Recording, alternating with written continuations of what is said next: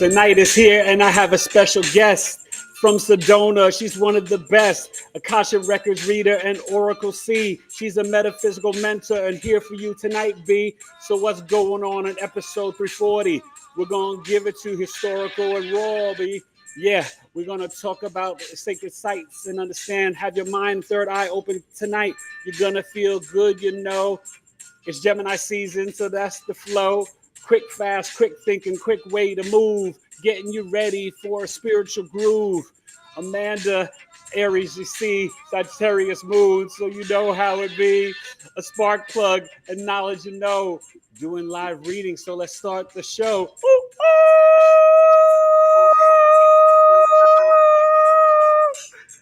knowledge. All right, you guys. Oh my gosh. The music doesn't want to stop, and that's okay, because tonight, oh my gosh, it doesn't really want to stop. That's okay, because we're having fun. Welcome to episode 340 of my Knowledge is Love Astrology podcast with my amazing guest, Amanda Romania. She is an Akashic Records Oracle, an international author, a metaphysical mentor, a spiritual teacher, and so much more. We will learn all about it. I present to you Miss Amanda Romania. Welcome to the show, Amanda. Thank you, Eric. Thank you so much. And thank you for everyone out there. It's my honor. I love that introduction. My goodness, my energy. It's kind of like, wow, I wish I could do something like that. It's amazing. Well, I'm glad you're here and glad you enjoyed it and you're a part of it. And that was a mouthful. I mean, you stay busy with and let me just start off with the astrology that can explain all that you're doing, right? The Aquarius rising, the Aries sun, and the Sagittarius moon. And you've got a ton of fire placements.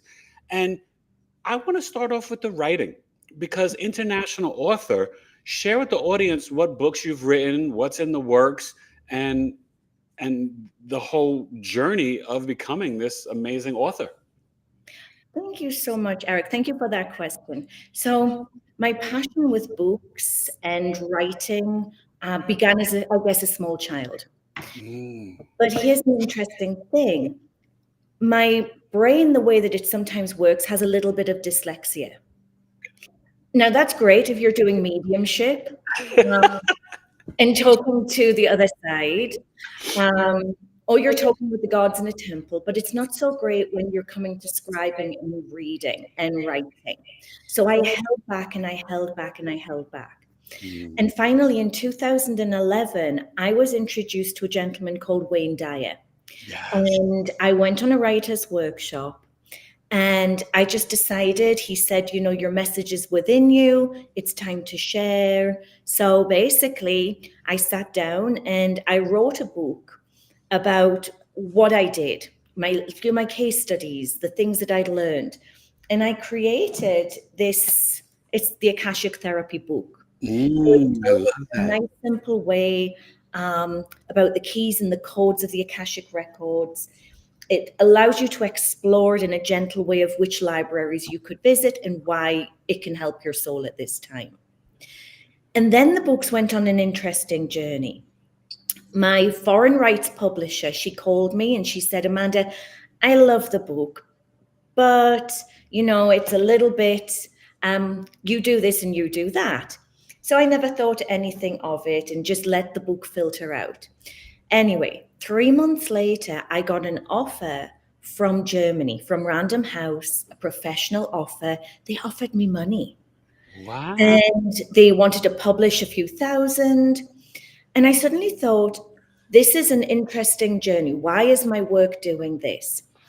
And suddenly I realized that my karmic work of why I'm actually here is to help in those ancestral patterns of the Akashic Records, the healing, the clearing, the clarity. So, of course, my last incarnation was through the Second World War in Germany. So I was going back through offering myself and my services and my gifts to help them.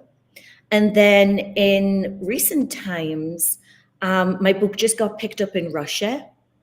And my work's extensive in China. So all of these areas are not necessarily where you think your writer's journey is going to be. I could imagine. But it's where the books wanted to go. So this book and then this book, the Cosmic Akashic, they are their own little entities, their own little people. And I kind of have to follow their journey as best I can. But they've been a trip to write. Is there a huge difference between them? Because they're both explaining and discussing the Akashic, but from totally two different perspectives? Yes, this one, she has the 5 libraries of the Akashic field. So you can look at your past lives, present, future, the life between lives, like where you went for your near-death experience. And then now we're going into future lives. So prophecy work, futuristic. Okay. So it kind of explains and breaks it down. This was a book that when I came to Sedona 13 years ago, that they wanted me to write to explain that not everyone is Palladian, not everyone is Orion. There's many, many, many other stars, there's councils, so that it was, I guess, acceptable and palatable, that we don't think of them as little green men. We know that we're star seeds in ourselves, although I'm wearing my green today. I love that. And, you know, that's fascinating because, number one, I know in the Akashic you can see Earth incarnations and also the galactic, and you making that clarification, because I know I have a hybrid mix of Lyran, Vega, Sirius, Orion, so kind of bouncing around. You know, I'd worked and did that with Debbie Solaris. And so do you have a focus when you do your readings and clearings? Is it for Earth experiences and galactic, or is there a lean towards one or the other? It's both. Okay. I have to say it's both. Before I came to Sedona, it was more the record houses, past, present, and then I explored the life between life.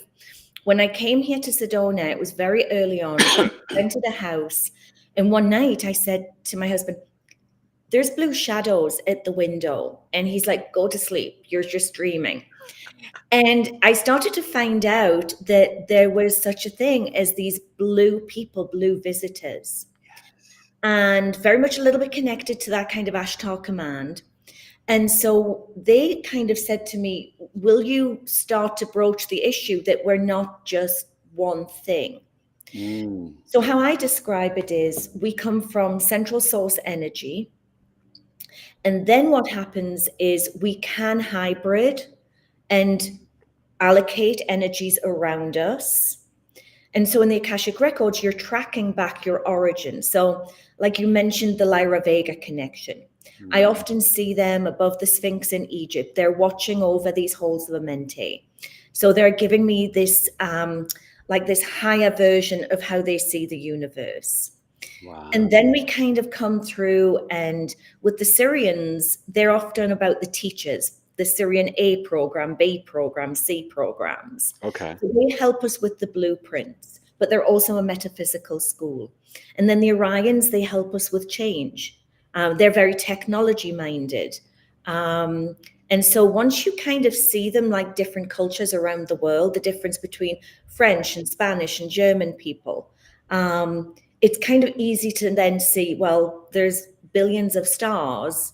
There's 7 billion of us, or 8 billion, I think, nearly. Yeah. Chances are that we've been around these different places. Wow, I love that. So that's fascinating. I never heard someone quite say the way you did, between the realms or between the worlds. So explain that in terms of like someone like me, right? Having an NDE, 40 days in coma in 2021.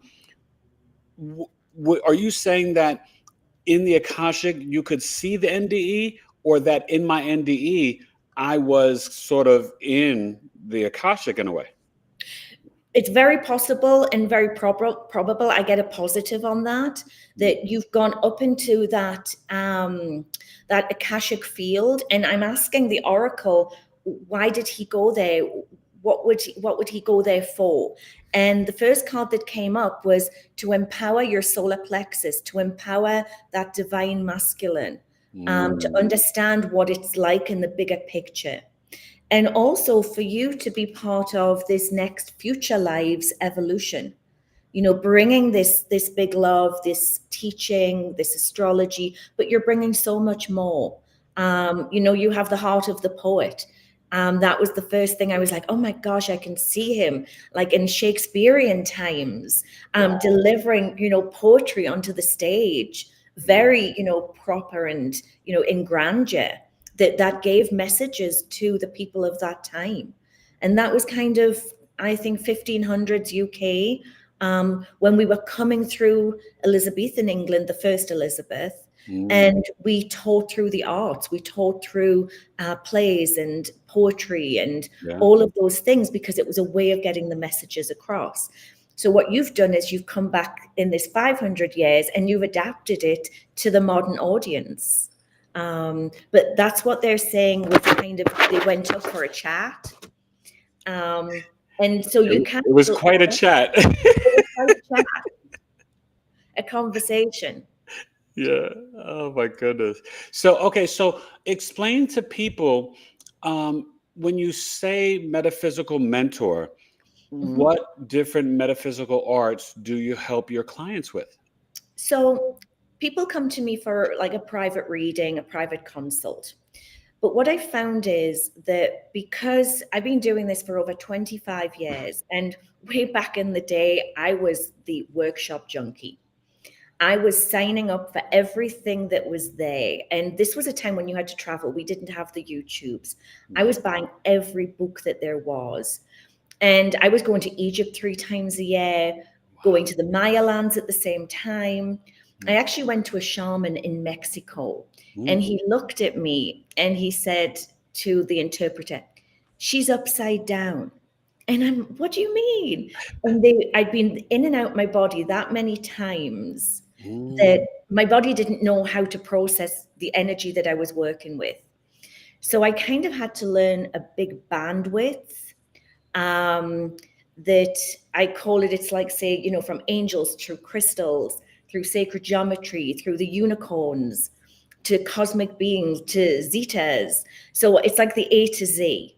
Yeah. And I have a really extensive library, and I have a photographic memory. So I retain. So like if I'm doing readings, I might have a flash of a movie come in, or I hear a word, or I see a picture, and then I start to bring that information through.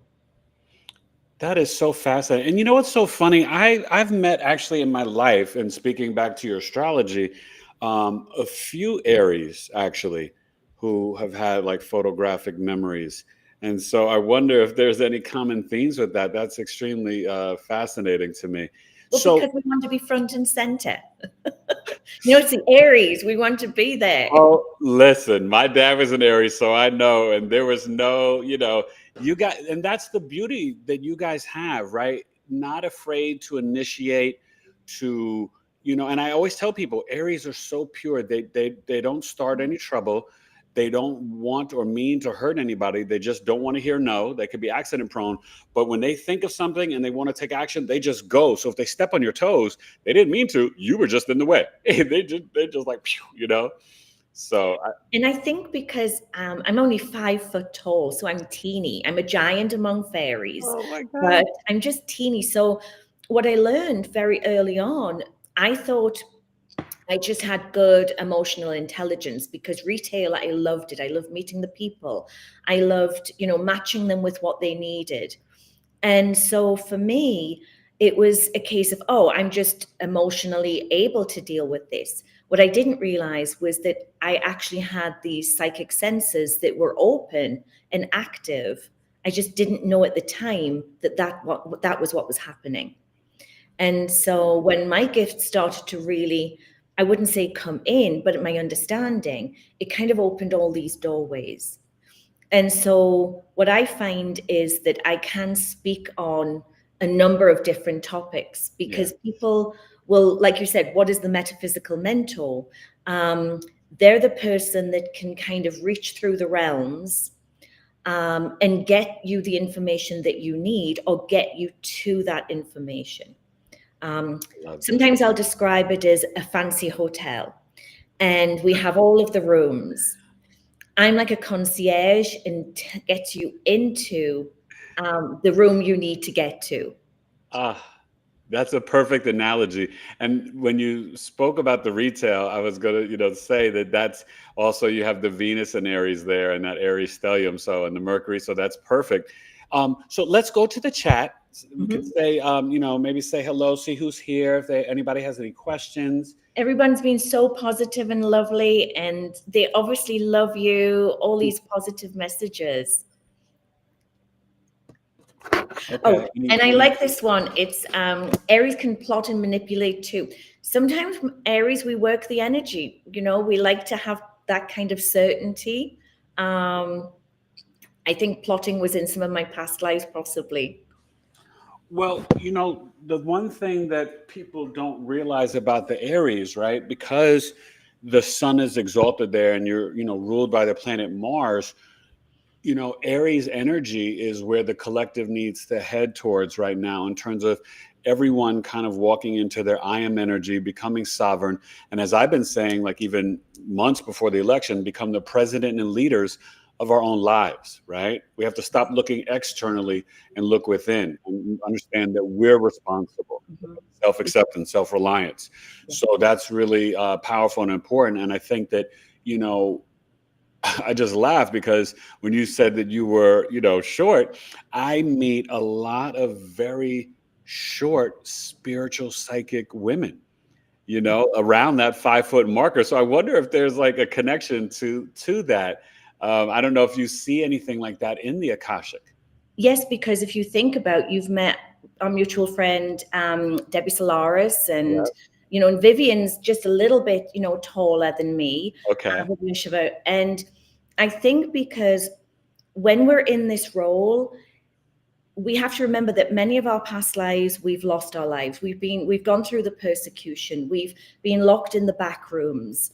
And so when we do come out, sometimes people think, oh, we're in the head with the headscarf and the crystal ball. And it's kind of to be able to put yourself out there and not kind of take over the room or take over the place with such a sensitive subject, because a lot of people do get really nervous about it. Are they spooky? Are they witches? And we're like, no, we see it, we hear it, we're helping. And so for me, everything goes back to my temple times when we were in Egypt and there were hierarchies and protocols. In our oracles, we were protected.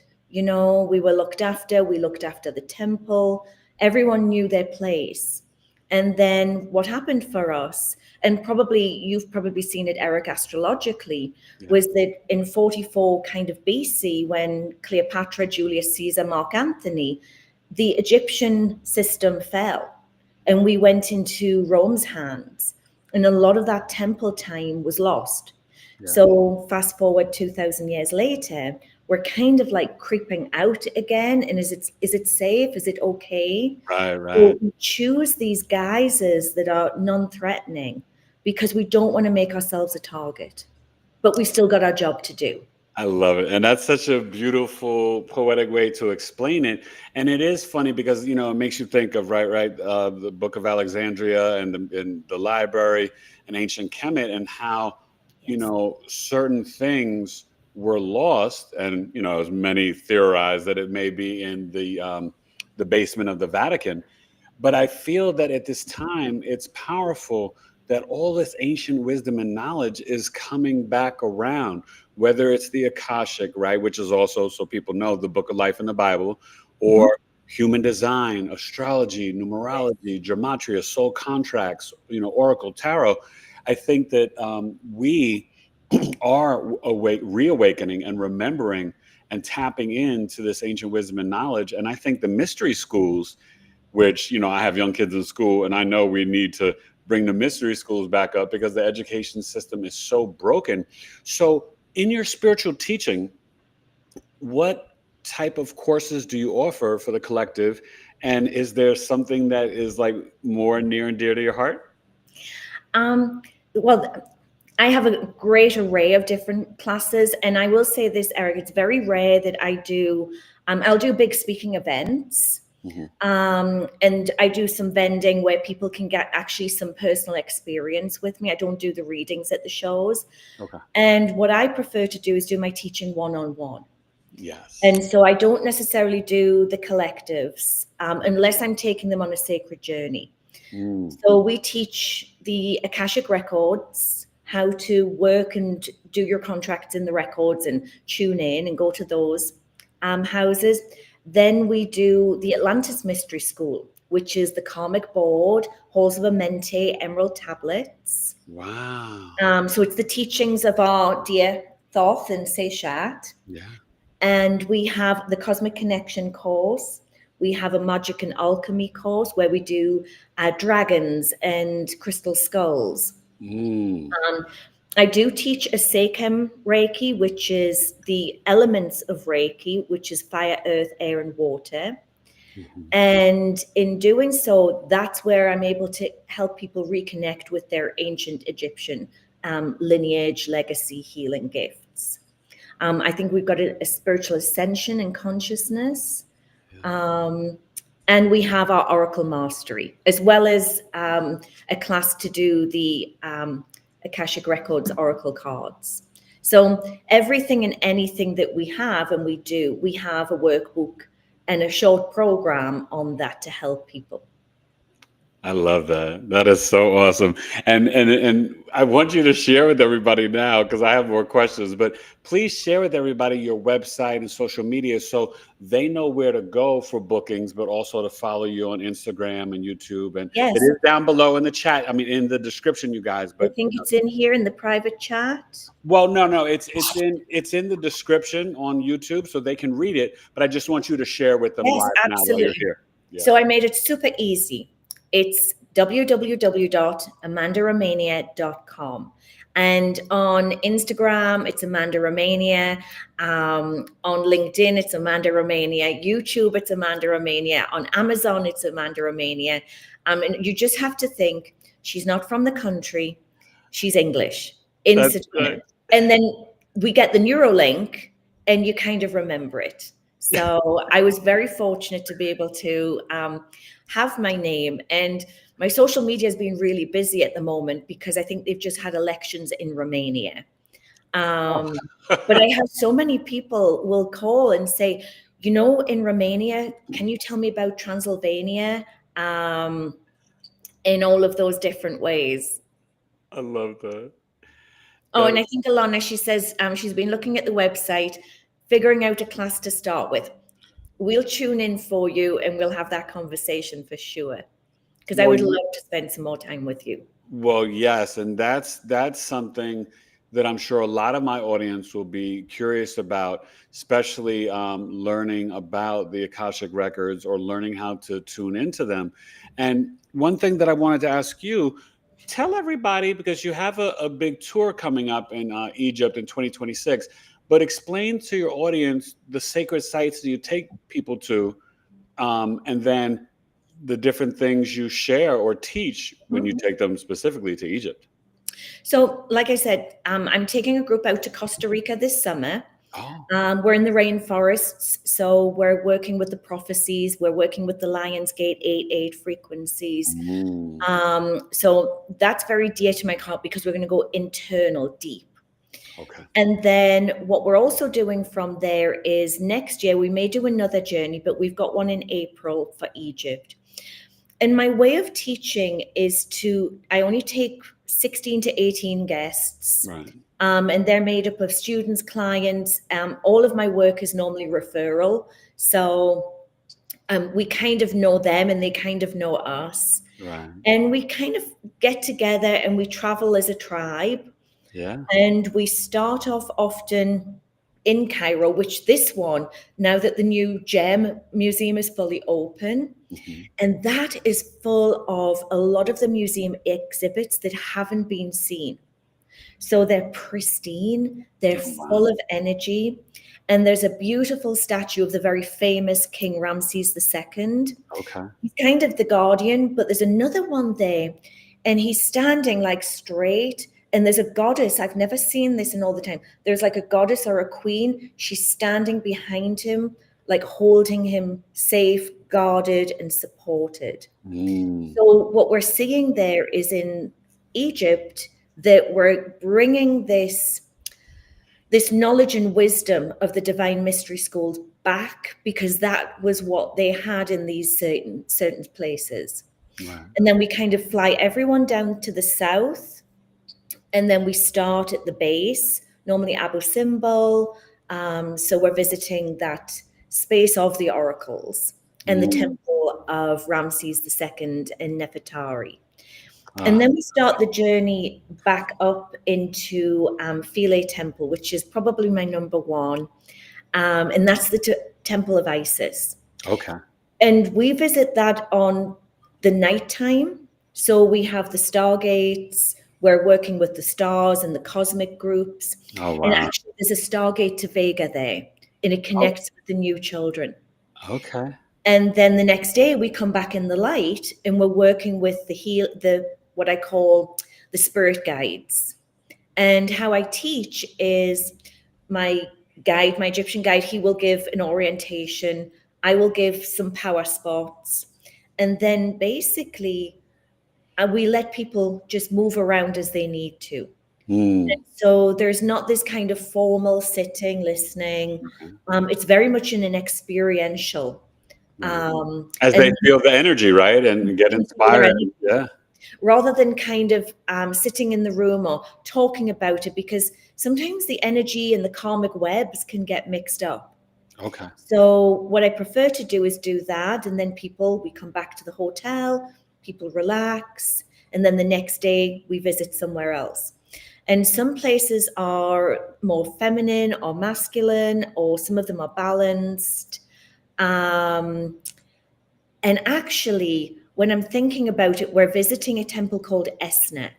And Esner is it's a smaller divine masculine temple to Horus. I've got Horus on the back here. Yeah. But they found the most pristine astrological maps. Oh, now you're talking. I know we spoke about some of this. Tell them, please. That sounds exciting. Yeah, so it's those astrology maps that they've just kind of cleaned them up, so that they know that this was more than a temple to just, it was a temple to Horus. It was the priests that didn't make it to the big Edfu temple. So when I go into the temples, I'm picking up their stories. And that's where I'm able to feed that back to my group in something we called story time. So it's amazing when I announce on the microphone, okay, it's story time, and everyone goes silent and everyone's listening. And it's a really sweet way to teach and be walking the talk. And then, of course, we get to the Great Pyramid and the Sphinx, and I have private viewing and private time. So I can put people out for meditation and feel the vibrations. I haven't been yet, but it's on the bucket list. And, I feel my past life energies there. And so I know that it's only a matter of time. My wife and I talk about it often. So my mother-in-law went about 1.5 years ago, and she just loved it. So I cannot wait, 25 years I've been doing that one. And, I've done Peru, Glastonbury, Maya Lands, and that was great experience, because once you know how to work one kind of temple, it's very similar. There's a gatekeeper, there's the ways, the rooms, the energies, often there's a chakra point. And so I was able to adapt, but I kind of have gone back into my lane with Egypt. Because there's so much work to be done there. And a lot of people want to go, but obviously with current timelines, people get nervous. Yeah. But I often will say it's probably the safest time to go, because everybody's extra vigilant. That makes sense. Okay. So, a lot of they thrive on the tourist business. Egypt needs the tourism. So my heart connects with them. They've given me so much over the years that's my number one. I love that. So, okay, I have an interesting question about that, because, we have pyramids in the Americas. Some say, obviously it's been kind of the Smithsonian and people have hidden it, but in the Grand Canyon, and Bosnia and, in South America. So in the Akashic, what information have you been able to pull in or download or ascertain about the pyramids, and which ones were sort of built first? So when I look in my experience, and a lot of my experience, people will say, where do you get your facts from? And with my Aries head, I kind of will look at the past lives that people are bringing to me, which they have no idea. They're just channeling what they're seeing and feeling. And then I match it with some historical, and then I'll maybe go and check one of the teachers or certain things just to see if there's a correlation. Right.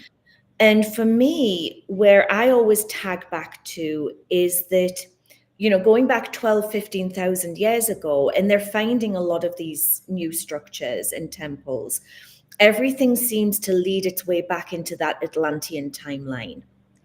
And so when we see those great builders, those architects, those I call them dolphin brains, when it's kind of like an extended consciousness, that they knew how to build a lot of these. And so for me, when we kind of left that Atlantean frequency or timeline, towards the end, I had some people saying, Amanda, I think I came from Greece in the Mediterranean, and I went there, and there was a colony of us in Santorini. And so I was able to join the dots. But to answer the question of the oldest ones, I feel a lot of them are through kind of that, they kind of flow through these different places. That Egypt obviously is one of the oldest, and I know they do the carbon testing. Yeah. But what we're also seeing is that there were structures on top of structures on top of structures. So it makes sense that there was something there before. Yeah. And where they tend to put them is they put them from a planetary alignment, and then they put them on like a grid line or a ley line alignment. Right. And so once you know how to work the sacred sites, you're working the grids, you can actually remote view or teleport to these various places. Wow. And feel into the frequencies. So the ones in Bosnia are of great interest. I've got several people from Sedona, they're visiting. They're also finding them. I think there's some they've discovered in Romania. There's some in Russia, but we don't get to know about them. There's some in China. So there's all these ones that are coming up and becoming alive. Yeah. And the Mayan ones, up to 2012, I worked there for 6 years, from 2007 to 2012. Right. I was living and working in Honduras. And so working in those structures, what I was able to see and feel was Egypt felt a lot more ancient. They felt a little bit more relatively new. Okay. But they're finding new ones all the time. I know. And you mentioned mystery schools. What I've often seen them as being is the ancient Egyptians saw them as areas to ascend. So they were star chambers, stargates. Right. And also, in my experience, it's where a lot of the kind of ascended beings come through. Right. I've been doing the initiations of Melchizedek in the Great Pyramid, and we've had visitations by a group called the Elohim, which is, again, this beautiful, beautiful group of ancient souls and wisdom. And so this is where I've had contact. And I think someone, yes, so the Grand Canyon. Yeah, the Grand Canyon. There's a question there. Yeah. Basically, with the Grand Canyon, they've found where there's rooms of things that were hidden. Oh, yeah. And for me, a lot of the things we see in Egypt replicate what we had in Atlantis. That's why Egypt's easy, because it's still there. Right. But I've seen, because we had waterways, the land, so it's very possible that things were moved by various different tribes from the various mystery schools. Yeah. But Grand Canyon, we see a lot of cosmic activity. Yeah. Because of the altitude, because of the heat, the water, the electrical frequencies and magnetics attract the cosmic activity. And that's why we have it here in Sedona as well, at a place called Boynton Canyon. Okay. Wow. Yeah, it's fascinating because there's so much knowledge and, you're trying to figure things out because a lot of people are, kind of really breaking down, even like that the real Nile River may be the Mississippi River, just even in the descriptions of it, right? And that maybe the old world is really the Americas and, not so much, and that's why I think it's kind of interesting how they blocked off the Smithsonian and the government, after I guess it was in the Arizona Gazette. They, after it was, I don't know if that was an Admiral Byrd. He was the one at the North Pole, but I always forget the gentleman's name. But they were doing the research, and then they were seeing, temples, hieroglyphics, different things. There were basically from ancient Africa in the Grand Canyon, and then they kind of just close it off. So now none of us can go see it, because they don't always want the truth to come out. So I think that's pretty fascinating. Yeah, sometimes they want, and sometimes we have to, what I will say, if you go to a temple or you're in a sacred site, if it's closed or you're blocked, it's not necessarily that the people are there, but sometimes the energies are recalibrating. So when I went back to Egypt in 21, after everything had been closed down, the energies in the crypts and tombs where I go into was pristine. It was so pristine. Wow. And so what we also see is, if we go back, and this is what I love with the Akashic, because she'll give like a linear timeline, even though she doesn't work like that.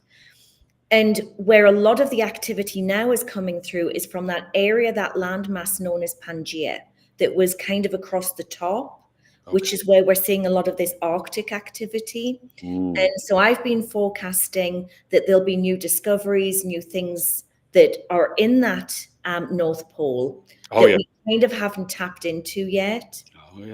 I see a lot of cosmic activity there. One of the places in the United States that's very active for that at the moment is Lake Tahoe.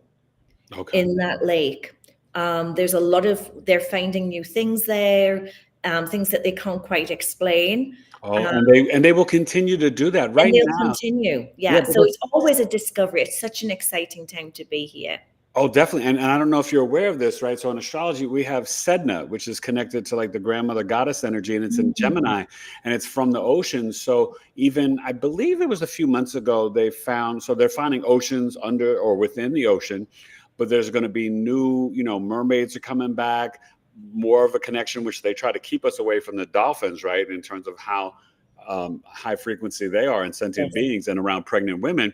But then also, I think it was pyramids found off the coast of Japan a few months back. So, this is going to be the time, especially on the 7/7 portal, when Uranus enters Gemini, we're going to hear and find new forms of, even minerals, more minerals and seaweed and stuff and food stronger than sea moss and stuff like that. So we're going to see a lot coming up in the next, especially 2026 April, but even, starting this July as well. Yeah, there's a lot of it. It's like coming through. And, there's some things that are coming through that they're kind of, people are questioning at the moment. I think many people have seen a lot of the people that have been doing the imagery under the Great Pyramid in Egypt. And what's interesting with that is the people that have made the discovery haven't really been into there. They've done it from sending energy waves and recording it. Right. So what they're doing is they're saying it's like these physical tunnels, whereas what we know is there are spirals of frequencies. So we have to think of it in that energetic that sometimes we don't see with our eyes. Exactly. Because in 2019, I actually went down under the Sphinx physically. Okay. There's a little hole at the back, and if there's a hole and there's a ladder, I'm on it, and it's not safe. But I actually was one of the people that was physically, I stood under the Sphinx in the cavern. Wow. And it was like the Matrix movie. So but what did you feel energetically? Share that with us. Like, what were you feeling? So what it was like was a case of, I know I'm not supposed to do this, but my group's on the other side. We'd finished the ceremonies. they're doing their sunset. And all of a sudden, it was like I was on my own. And there was one lady with me, and she works with the Syrian High Council. So I knew there was something happening. And so we put our hands in the hole, and it was like, oh, wow. And then I'm like, okay, I can just stand on the ladder, and we're pretending to, just do our little moment. And the next thing I knew, I was down, and I'm all in white. I've got no shoes on. Where's the scorpions? And then I just thought, give into this moment. And it was like this wave of, I call it like emerald green text and like grid lines and sacred geometry. Right. And when I got back from that trip, I started teaching the Oracle class, and we started doing prophecy work. And we started, because with prophecy, you can't quite see. Like I'll always say, the only thing you can say on time is go to an astrologer. If you want to know the dates and times, you Yes. go to an astrologer. Yeah. Mine's always, subjective. Yeah. I see everything. Yeah. But that's what we started seeing was potential timelines. And the way I loved that work was that if we look at the sacred timelines, we can kind of see something in 20 years' time that we can take action on now. Okay. So if we see destruction in 20 years' time, maybe we can't do anything about that, but we can affect a positive consciousness now. Yes. Or we see a need for the new children needing help and support. Yes. We might craft a business or a skill about that. For me, I'm seeing so many people coming upstairs into the life between life with unfinished business, their regrets, the things they didn't say or do. And it's not about material, it's about their heart. And so for me, it's, well, what can we do down here so they're not carrying the baggage upstairs? Wow. That's deep. And it's so funny. As you're saying that, right, I'm visualizing things astrologically. And 20 years in the future, right, we'll be sort of leaving Pluto in Aquarius and heading into Pluto Pisces. Oh. I tell people, we just left the Piscean age, and people say, well, why are things so chaotic and crazy right now? Well, we're brave souls. We chose to be here at this time. And when you're switching ages, right, 2,000 years, it is huge. This is not small. And so we're just at the precipice, right? Like I always say, pinky toe in the water at the beach, when the sand just gets a little wet, of the age of Aquarius. So you and me and Debbie, Vivian, and my audience, we are literally here to pour the cement and the foundation of the age of Aquarius. And so this is a huge task. So I tell people it's an important time to awaken, to do the spiritual work, to increase your spiritual practice and discipline, and to really, right, be as authentic as you can, living from your heart chakra, speaking the truth from your throat chakra, and tapping into your own media, which is your true intuition. And that's what's on the agenda, Yeah, because the last time we were on this shift, it was kind of like 2,000 years ago. We're all in the Bible stories. And then things started to shift, and it was difficult. And a lot of my people at the moment connect into that last 50 years before kind of Jesus, and then 50 years after Jesus, that 100-year cycle. And, a lot of them, they see the challenges, the difficulties, and they're coming back now to kind of finish that business. Wow. So, okay, you guys, I want you guys in the chat. We're going to get to you guys soon. Amanda is going to be so kind and lovely to do live reading. So what she'll need from you guys is you don't even have to do the year, just your month, your birthday, year, date and month. Okay.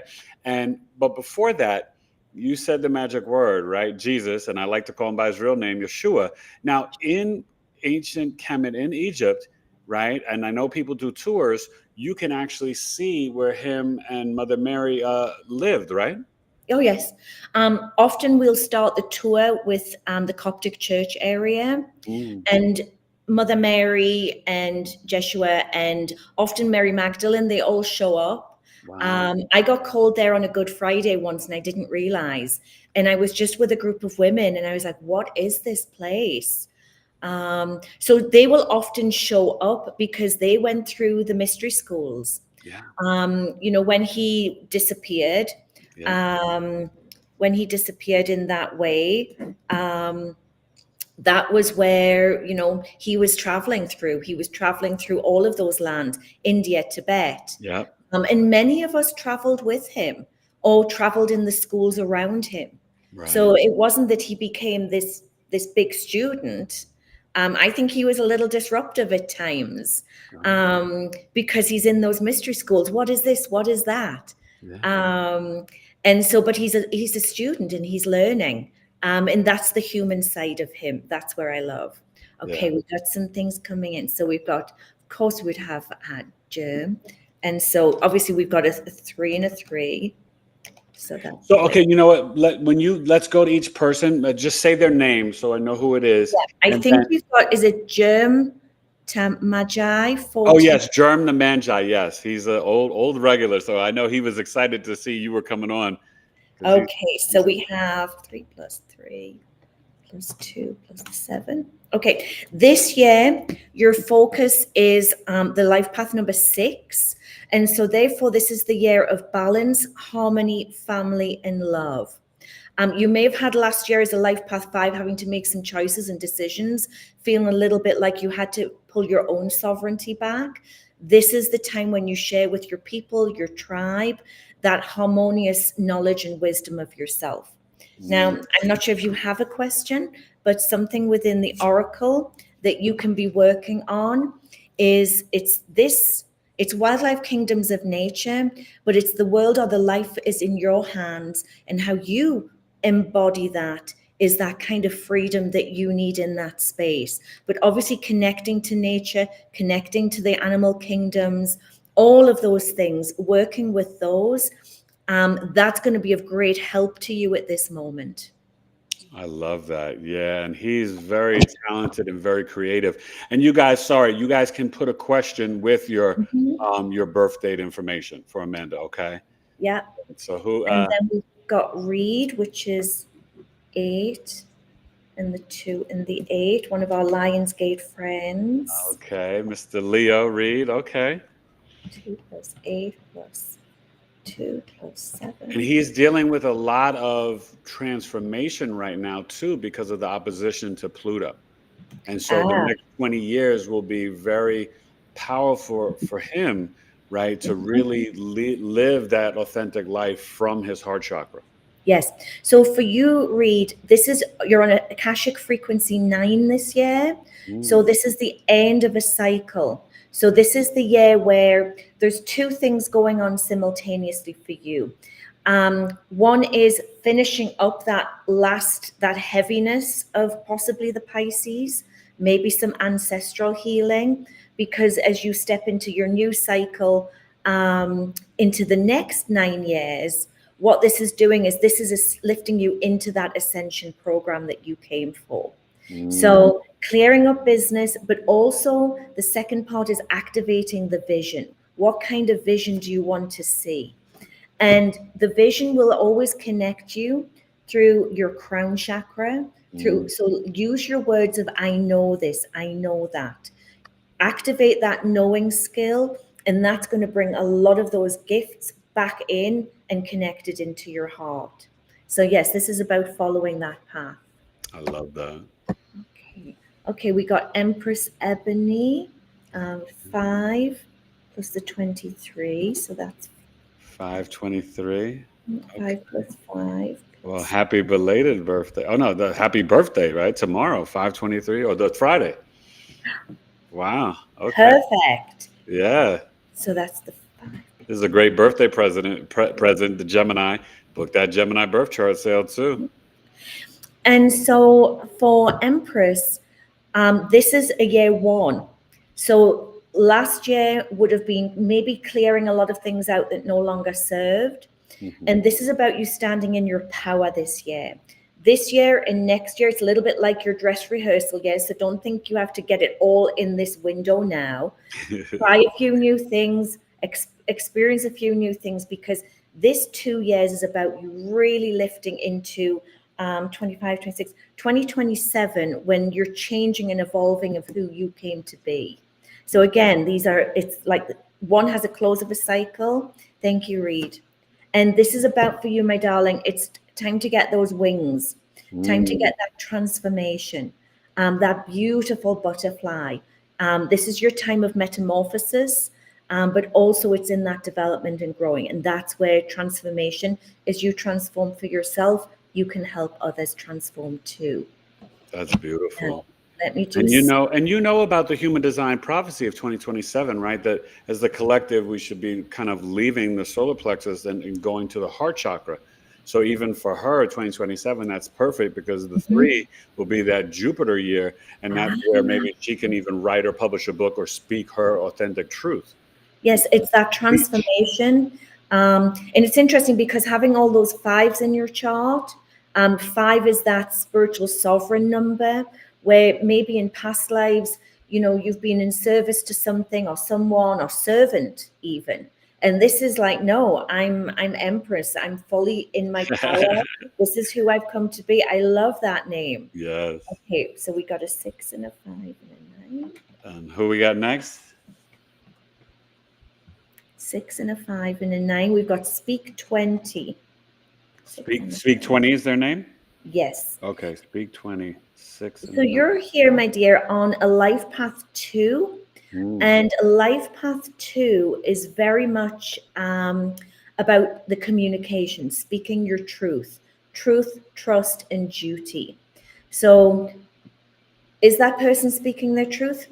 Do you trust them? Are you feeling trust in your heart and your truth? And then looking at your duty. Doing it because somebody tells you to be obedient is going to kind of push against your buttons, because I'm feeling some kind of religious vows that have been coming through from maybe some past lives or ancestral. And this is about you saying, I have a duty to myself, a duty to, those in my community. I've got a duty to creator and souls. And she's got to trust her intuition. Yes. Yeah. And it's that too, but that's that too resonate. Yeah. And sometimes you may even find that shifts into an 11, which is another master number of I'm evolving into my higher self. Oh, wow. And your message is, now don't be scared. This is ghosts and spirits. But what it means is when this card comes through is the spirit world is kind of knocking on your door. There's people that love you on the other side that are maybe reaching out and want to have a little connection with you. So if you start, the ancestors, if you see people in your dreams or you think of someone, there may be a very special grandmother that's wanting to come through. They're looking after you and watching over you. That's beautiful. And so then we go to Queen. All right. And we got 4, 2, 9. 4 plus 2 plus 9. That's the 6 again. I just want to address while we've got, and then I've got, we lost a 1 down there.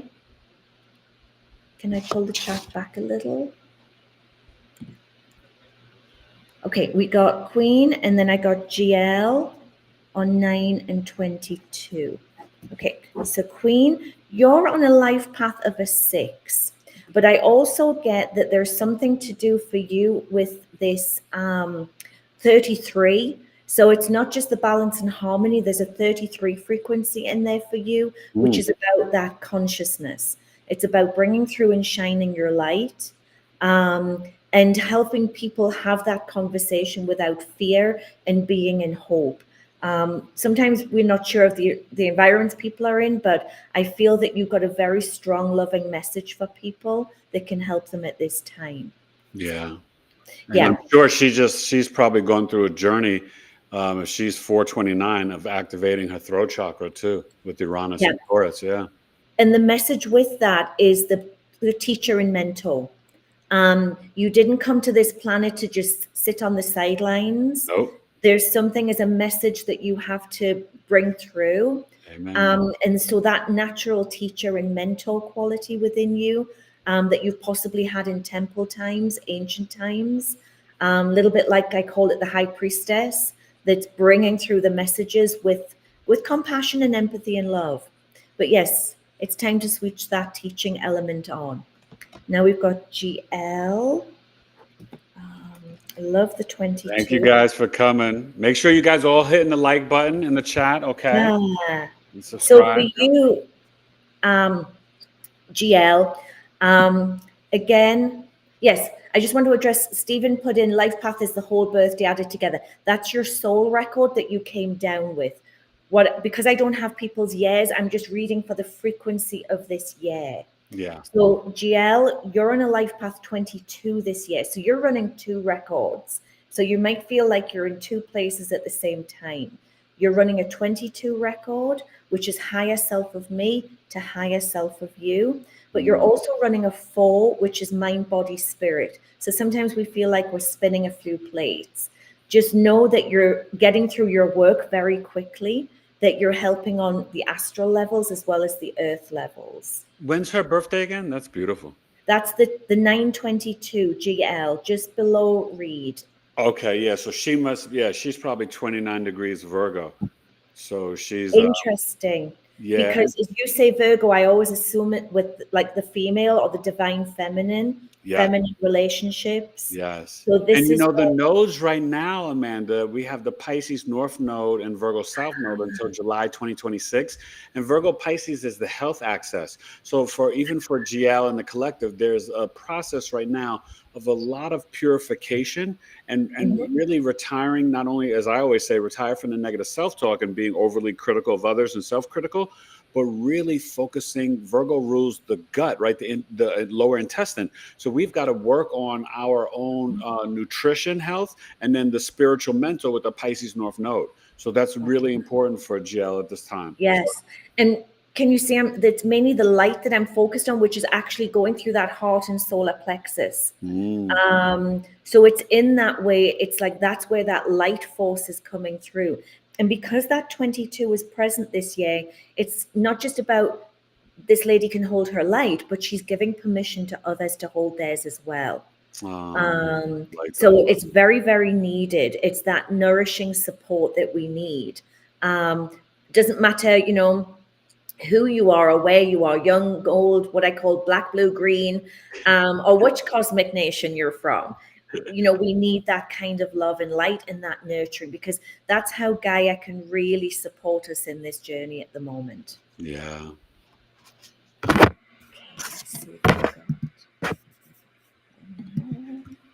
I think we're kind of...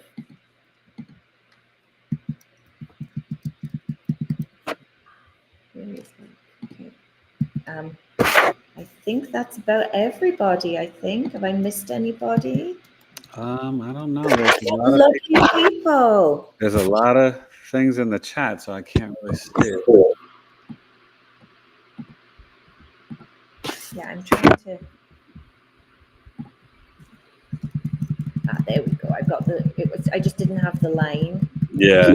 Sure, I didn't miss anybody. Okay, there's Jen, there's Reed, there's our Empress, Speak GL Queen. My pleasure, my pleasure. Oh, there you go. Stephen Sharon. Yeah, 1968, 1969. Those were good years. And just let me finish with, so it's 1 plus the 7 plus the 9. So this year, I know that 33 consciousness for you, Stephen, but this year is an interesting because you're on the life path 8. So this is the year of karma, cause and effect, accentuated psychic gifts, but it's also the year of abundance. So this is kind of where we straighten up our books and balance our spiritual karma, but also helping others with theirs. And this is why that 33 frequency comes through, because it's that Christ consciousness. Yeah. And where you take people to, also is that level of peace and contentment. And that doesn't mean to say, you know, we're all in a meditative space, but it's kind of bringing people to that moment of, let me think about this, let me ponder on that. Yeah, so Stephen's powerful. He's Thank you for that wisdom. It's like I call it that inner Buddha coming out. We've just had the Buddhist monks here in Sedona. Oh, really? Okay. Um, okay, and then I just got another one. Fed, so that's the 2 plus the 8 plus the 9. Who's this? Who's that? This is Alana. Oh, okay. Yeah. So Alana, yours is a 1 path. So again, it's perfect time to learn new things, learning things this year, next year, getting ready for this is your dress rehearsal, getting ready for your next, stepping into who and what you've come to be. Yeah. And at the moment, yes, we're focused on the children. And, this is about those positive little seeds that you're setting, but it's helping your children step on their own 2 feet, up onto their own 2 feet. And in that way, it's helping this whole new generation come forward. Mm. Okay, and then I've got Amina, and that is 1 plus the 2 plus the 4 plus the 9 for this year. The 7. So Amina, this is your year 7, which the theme of this year, 2025, is about healing, peacekeeping, and also being the mystic. And so the mystic, she's kind of like, ooh, what is this? Now with the healing year, it may be that you're choosing to learn something new about your healing gifts. Yeah. Or you may be working on some healing. When I had my year 7, I had to have teeth removed. I sprained my baby toe, and I wrote 3 healing manuals for China. So use Wow. it. Well, she's dealing with, as the Aquarius, she's dealing with Pluto conjunct her sun. So she's going through a lot of transformation. And I think that she's going to feel very powerful and charged and really pushing for that freedom and liberation. You know what I mean? So that's going to be very powerful for her. Yes. And so for that, this is a time when, connecting with your tribe, holding Yeah. hands with your brothers and sisters. And your tribe people can come from anywhere. People that you haven't met or you haven't known, but they have that consciousness that magnetically they're drawn to you, because we're all on that same wavelength. Like tonight, I feel we've connected with a little bit of a tribe together. Oh, definitely. Yeah. And Well, then, it's so funny that you're saying that, right? Because this is the Knowledge is Love Astrology podcast, and I'm getting ready to launch on June 2nd my Knowledge is Love tribe, my community. And so I'm so excited because, that's what this is all about. And, taking the tribe and the community and off of, not off of here, but, also on my own platform where, people can learn about things like this: spirituality, astrology, meditations and mantras, crystals, herbs, relationships and self-love, and all these different things. And so I'm all about, creating tribes so people have their spiritual family, whether it's in their local community. I encourage people, but also, right, 11th house through the internet. So it's very powerful and important. And that's where you do such amazing work, because you have your Sagittarius moon in the 11th house. So you're literally teaching and emotionally connecting with people and pouring out that wisdom and helping people to align with their higher self and their beliefs over the internet, right? So it's perfect. And I'm just going to wrap up on our lovely Quintella. Thank you for sharing your question. So Quintella, this is a year 5 for you. Yes, Quintella is powerful. She's the 4, Pisces moon, so she's very psychic. the 9. So you, my darling, this is a year 5. It only comes around once in 9 years, but this is a one where you have to put yourself first. So when you're making choices and decisions, making sure you have as much clarity about what you're getting into, and asking yourself, is this a past life? Is this something that I was duty bound to do? Is this something that going back and helping?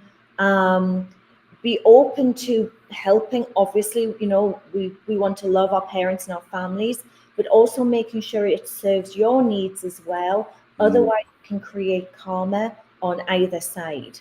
Okay. Okay. Whew. That was great.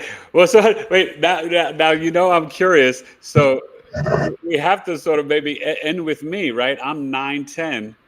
Okay, Uh, 19. Let's do uh, there. 9 plus 1 plus 9. Okay, you're on a 1 cycle as well. Yes. So this is why this new ideas and new visions of all those connections coming in for you. It's kind of like, okay, all that things that you learned, the near death, all of those experiences, these people's lives that you've touched. Yeah. And then that kind of starts to move into this next 9-year cycle, because there's something in your records connected through, I call it like the 1776 energies, when there was change within the Americas. And, you know, a lot of people that are here were here then, and they're coming back with this kind of, okay, well, what does it mean to be in America these days? What do you want? And this is where, for you, helping people find their sovereignty with their own declaration of independence. Yeah. That's very, very strong with you. Yeah. And your card, this is your shamanic journey. You're on your path. You're on your way. Wow. It's funny that you say that. I've had many people say that my NDE was that initiation and, you know, to get me kind of on that shamanic journey path. So that's, whoa, I just got chills. My honor, my pleasure. Thank you. Oh my gosh, this was so amazing, Amanda. So I want to ask you, as we get ready to wrap up, explain to people with the oracle cards that you've made, because I know they're amazing. My wife bought my wife met you in person and bought oracle cards from you. And so how do you connect the oracle cards with the Akashic? And is that also in your teaching and your courses? Yes. What I found, and I actually do a 2-hour personal one-to-one. And basically what I found was I had a bag of like nearly 1,000 oracle cards. And the reason we use cards is I once, very briefly, my first job, it was on a psychic line 20 years ago. Oh my goodness. And I was a single mom, and it's like, okay, I've come out of my businesses, I'm doing readings. You have to have information quick. So what I did was I had all these cards, and many of the people that have done oracle cards don't work with them anymore. So we sat down and we created 45 things that we needed in the records. So yes, there's curses in here, there's spirit worlds, there's future lives, there's wars and battles. But every time it comes up, it's there for help and healing. And so what it's also doing is it's prompting, when someone sees the card, it's prompting an Akashic Record Neuralink for them. So, and because my Akashic techniques are my techniques from Egypt, Atlantis, the mystery schools, they're not from anybody, another teacher.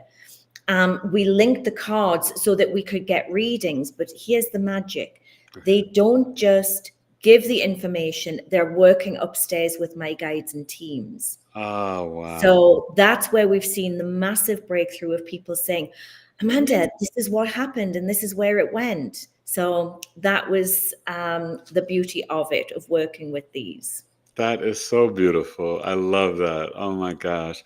Well, okay. I've got to invite you back again, maybe before the year is out, and maybe in the early fall, because this was so much fun. And I definitely want to hear about your trip this summer and share that with my audience. And as we say goodbye, please share your website and even some of your course information again, so people reach out and book with you, because I'm sure people are going to want to connect with you, Amanda. So if you go to our website, www.amandaromania.com, there's a sign up for our email blast. We don't overload with lots of emails, but we send our news and what we're doing and where we're going. You can purchase the oracle cards from my Etsy shop. It's online, and also all of my books, they're all on Amazon as well. So amazon.com, just put in Amanda Romania, it comes up with the products. But if you buy from our Etsy store, Amanda Romania store, or email us, we'll send you the links. We do a better price, and I do the personal blessings on them before they come out to you. But yes, so really easy to find. Instagram, TikTok, all the social media, normal avenues.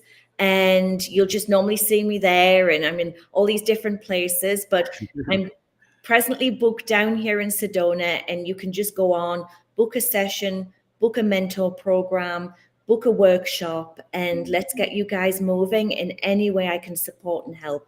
I'd be honored. Oh, that is so amazing. It's so wonderful. This has truly been a joy and a pleasure, Amanda.